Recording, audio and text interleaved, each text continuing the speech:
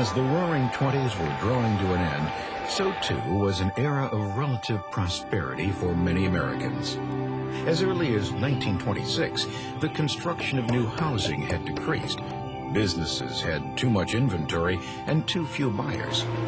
Nevertheless, an optimistic America wanted to believe that the good times would last forever, pointing to fortunes that were being made on the stock market.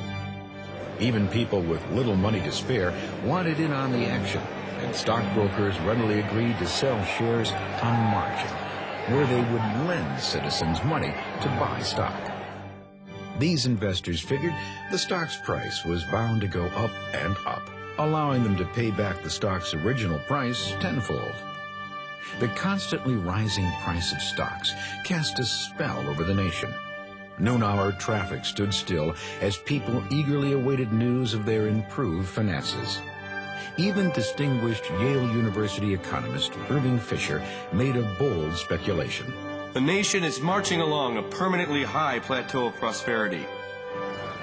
But the simple fact was that the price paid for many stocks was unduly out of proportion to the actual profitability of the companies who issued them, creating the illusion of increased value.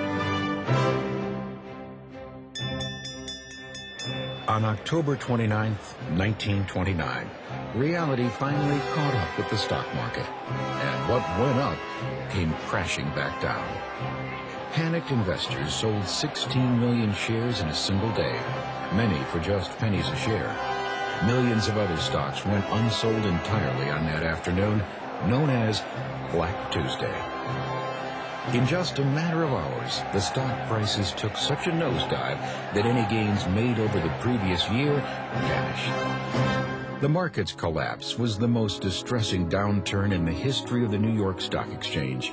So distressing, in fact, a number of investors committed suicide rather than face financial ruin. Black Tuesday may have signaled the start of the Great Depression, but the collapse of the stock market wasn't the only cause of the nation's financial woes.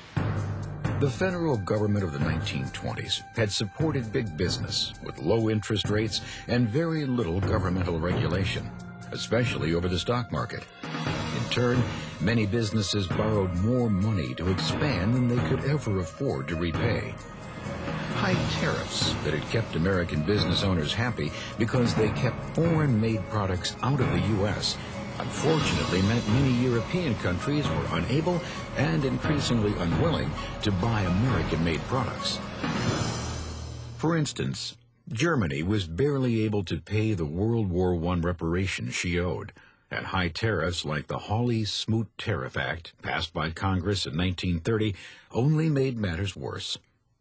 The tariff's goal was to protect American farmers and manufacturers, but it backfired.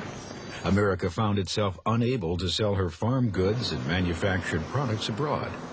World trade in turn faltered as foreign countries imposed severe tariffs of their own in retaliation.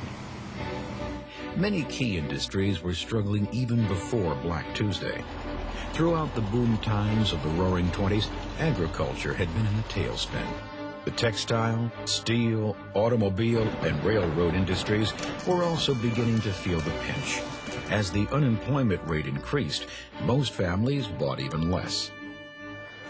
The gap between the handful of wealthy Americans and the rest of the population got even wider. Even though most Americans had not profited from the economic boom of the 1920s, they bought many exciting new products and services during this era of unrestricted credit, living well beyond their means. The banking industry, too, was hard hit. Some banks had invested heavily in the stock market and helplessly stood by as that money vaporized into thin air. As Americans began to realize the pitiful state of the troubled economy, many panicked and rushed to withdraw their savings from banks. Many banks simply couldn't instantly produce the cash demanded and instead shut their doors, leaving depositors with nothing. Bank failures wiped out nearly 9 million individual savings accounts. 659 banks were closed in 1929, and by 1933, 1/4 of America's banks had failed.